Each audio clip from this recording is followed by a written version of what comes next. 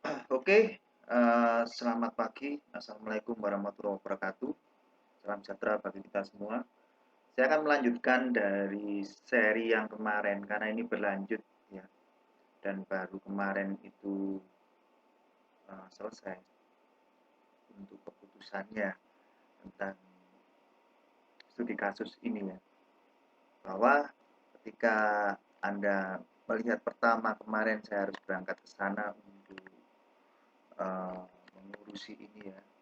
Ada pajak berutang ya ini ya. Sebesar 52 juta sekian dengan perincian seperti sekarang ini, dan di situ sebagai wajib pajak harus menjelaskan secara detail tentang laporan keuangannya. Nah, di sini memang harus butuh pemahaman atau teori yang berkaitan dengan akuntansi. Supaya kenapa? Jika nanti Anda berhadapan seperti ini, Anda bisa meringankan ya. Oke, setelah itu kita ke sana.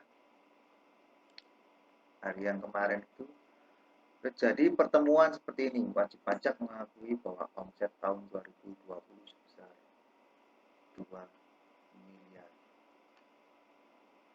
Sebenarnya ini bukan omset ya. Karena saya melihat arus kasnya, ini bukan omset, tapi hutang wajib pajak kepada petani yang mempunyai lahan. Ya, sebenarnya dia bukan wajib ini ya. Oke, ketika tetap di sini dikatakan bahwa akhirnya turun ya dari 52 juta sebesar 26 juta 991.254 berdasarkan CPPUR sebesar 1% dari kegiatan usaha sejenis. Nah, dari sini saya mencoba untuk menengahi ya, sebenarnya menengahi karena masalah ini sebenarnya masalah tentang laporan keuangan ya. Tahun 2020 kemarin tidak bisa membuat laporan keuangan karena terjadi pandemi seperti itu. Artinya wajib pajak keberatan dengan BAUB dan dia mau membayar juta. Bayangkan ya, dari 52 juta turun ke 26 juta jadi 10 juta ya. Dia ada selisih 42 juta. Itu bisa untuk Anda kuliah S1 sama S2 sampai lulus ya. Tetap dia ngotot di sini berdasarkan hasil konseling jabatan sembako 26.991.254. Oke, saya terangkan seperti itu. Saya membuat jurnal transaksinya dulu ya, seperti ini. Saya membuat jurnal transaksinya untuk mengetahui karena yang dipermasalahkan itu 2,6 M. Oke, saya buat jurnal transaksinya di buku besarnya kita lihat.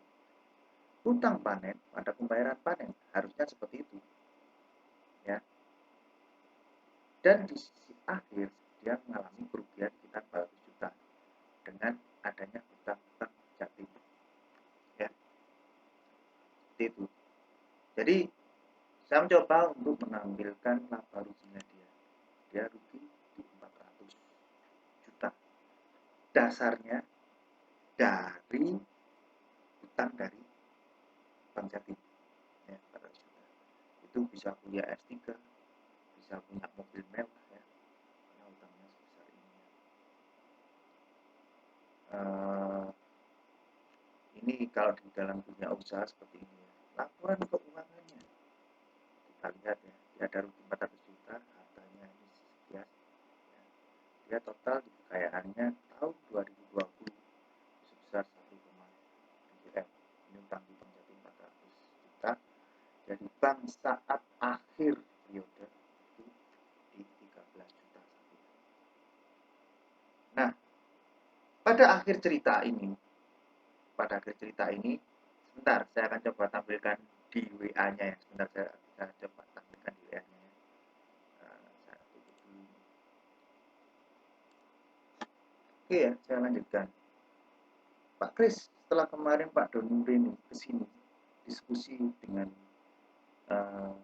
Pak Wid atasannya dari AR tersebut bahwa diambil keputusan bahwa PP orang pribadi yang berhutang jadi sebesar 10 juta atas PPh tersebut akan diserahkan bulan Desember 2021 ini ya, jangan menunggu bulan karena perhitungan bulan Desember 2021 ini untuk pembetulan ya dilaporkan paling lambat pertengahan 2022 ya. Saya buatkan artinya apa, di dalam laporan keuangan ini ya, saya tutup dulu ya.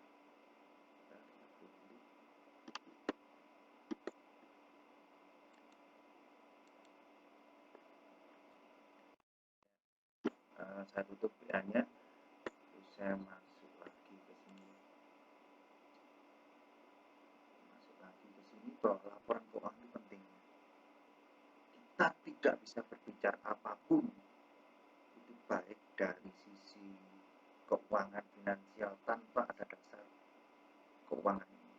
Makanya Anda ketika mengambil pengantar akuntansi ini, saya mencoba menjelaskan bagaimana Anda memahami akuntansi. Sepele ya, Pak Doni cuma gitu-gitu doang, gampang dah gitu. Tapi ketika Anda dalam dunia nyata, ketika Anda tidak paham dengan akuntansi, itu akan mengakibatkan sebuah kerugian. Tapi ketika Anda dalam paham dengan akuntansi, kita bisa menjembatani. Ya, kalau Anda melihat laporan keuangan ini, potensi apa yang bisa terjadi kalau saya terus melanjutkan ini? Karena saya hanya sebagai penengah ya. Kalau saya bertahan pun bisa ya dengan laporan keuangan ini. Tapi itu tidak saya lakukan karena saya juga menjembatani ya, kemampuan dari si wajib pajak dan kepentingan dari negara seperti itu. Saya menjembatani untuk menjadi tengah-tengah di situ. Karena di sini saya bukan konsultan pajak, tapi saya dari sisi akuntannya, akuntan yang benar-benar memahami kedua belah pihak. Akhirnya muncullah laporan keuangan tersebut. Walaupun nanti ya saya perbaiki di tahun 2022 pertengahan sampai akhirnya ketemu pajak berhutangnya 10 juta. Yang saya tanyakan nanti di pertemuan selanjutnya, itu akan muncul pertanyaan-pertanyaan dan nanti Anda akan coba jawab seperti itu. Jawabnya mudah karena saya ini cuma memahami ya.